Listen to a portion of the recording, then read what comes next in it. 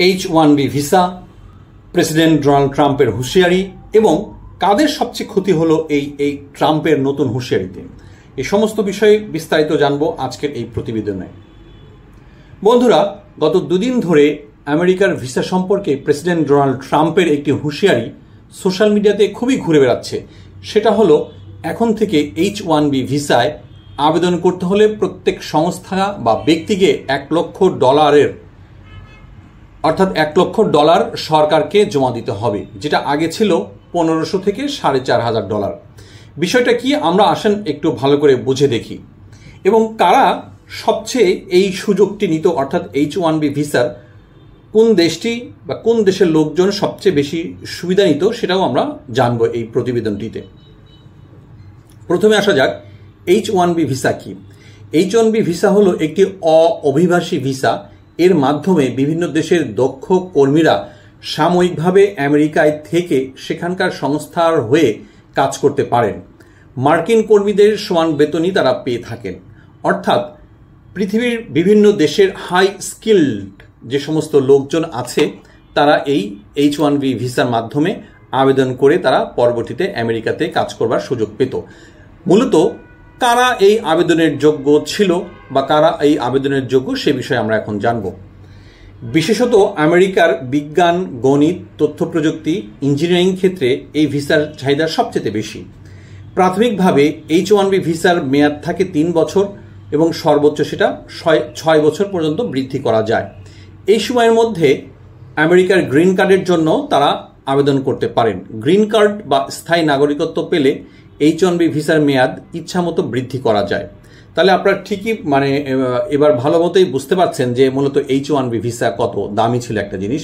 অর্থাৎ যারা দক্ষ কর্মী, কোন বিষয়ে দক্ষ, সেটা হচ্ছে আইটি হতে পারে, সায়েন্স হতে পারে, তারপরে ইঞ্জিনিয়ারিং হতে পারে, গণিত হতে পারে, এই সমস্ত বিষয়ে যারা সুপার কোয়ালিফাইড ব্যক্তি, তাদেরকে বিভিন্ন দেশ থেকে হায়ার করে আমেরিকার বিভিন্ন কোম্পানিতে রিক্রুট করা হতো। এই ভিসায় সবচেয়ে বেশি কোন দেশের মানুষ আমেরিকাতে যেত ইতিপূর্বে বা যায়? এর প্রশ্নের অ্যান্সারটি হলো, এই ভিসায় এখন পর্যন্ত দেখা যাচ্ছে ভারতীয়দের দাপট সবচেয়ে বেশি। অর্থাৎ এই মুহূর্তে ভারতীয়রা এই ভিসায় সবচেয়ে বেশি সুবিধা পাচ্ছেন। গত বছর এই ভিসায় 71% ভিসা অ্যাপ্রুভ করেছে ভারতীয়দের এবং দ্বিতীয় অবস্থানে আছে চীনের অবস্থান ছিল হচ্ছে 11.7%। মূলত এই ভিসার মাধ্যমে যেটা প্রেসিডেন্ট ডোনাল্ড ট্রাম্প এনশিওর করবার চেষ্টা করেছেন, সেটা হচ্ছে সাম্প্রতিক সময় দেখা গেছে ভারতীয় এবং চাইনিজদের সংখ্যা আমেরিকাতে প্রচণ্ড পরিমাণ বেড়ে গিয়েছে। তিনি হয়তো এটার বিষয়ে একটা কি বলা যেতে পারে, এই বিষয়ে একটা বাধা তৈরি করবার জন্য বা এই বিষয়ে একটা পদক্ষেপ নেবার জন্য এই ধরনের একটা পদক্ষেপ নিয়েছেন। তিনি হয়তো H-1B ভিসা একদমই বাতিল করেন নাই, কিন্তু এমন একটা এম্বার্গো নেই, এমন একটা বাধা সেখানে উপস্থাপন করেছেন যাতে করে এই দুই দেশের লোকজন খুব একটা আমেরিকাতে এই ভিসায় যেতে না পারে, এমনও ধারণা অনেক বিশ্লেষকগণ মনে করছেন।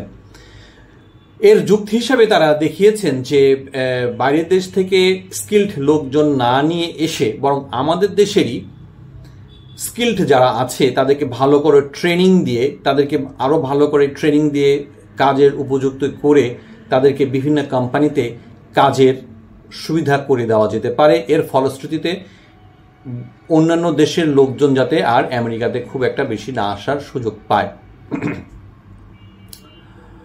এখন আসা যাক যে এই H-1B ভিসার ক্ষেত্রে কত টাকা আমেরিকার সরকারকে দিতে হতো। মূলত H-1B ভিসার ক্ষেত্রে আবেদন করতে হলে 3 বছরের জন্য 1700 থেকে $4,500 মার্কিন আমেরিকার কোষাগারে জমা রাখতে হতো। অর্থাৎ ট্রাম্প এই ভিসা প্রসেসিংয়ের জন্য আমেরিকার সরকার একটি ফি নেয়, যার পরিমাণ হচ্ছে 1700 থেকে $4,500। $4,500 বাংলাদেশি টাকায় কত হতে পারে? ধরেন $4,500 বাংলাদেশি টাকায় 6 লাখের কাছাকাছি হবে আর কি। কিন্তু যেটা প্রেসিডেন্ট ডোনাল্ড ট্রাম্প সাম্প্রতিক সময়ে ঘোষণা করলেন যে $1,00,000 সেখানে জমা রাখতে হবে, এই বর্তমানে $1,00,000 হচ্ছে বাংলাদেশি টাকায় প্রায় 1,23,00,000 টাকারও বেশি হবে আশা করছি। তো তাহলে বুঝতে পারেন, অথবা আপনারা নিজেরাই এটা ক্যালকুলেট করে দেখতে পারেন যে 125 গুণন 1 লক্ষ কত হতে পারে। তো এই পর্যন্তই H1B ভিসা সম্পর্কে আপনাদেরকে আপডেট দিলাম। আশা করি পরবর্তীতে আপনাদের সামনে উপস্থাপন করব। আমাদের এই চ্যানেলটি নিয়মিত দেখার জন্য অনুরোধ রইল। এখানে আমরা অনেক গুরুত্বপূর্ণ ইনফরমেশন আপনাদেরকে প্রোভাইড করব। আমাদের সঙ্গে যোগাযোগ করবার ফোন নাম্বার নিচে দিয়ে রাখলাম। অবশ্যই দয়া করে আমাদের এই চ্যানেলটি সাবস্ক্রাইব করে রাখবেন এবং প্রয়োজনীয় অংশটা আপনাদের বন্ধুবান্ধবকে শেয়ারও করতে পারবেন। সবাইকে অনেক ধন্যবাদ, ভালো থাকবেন।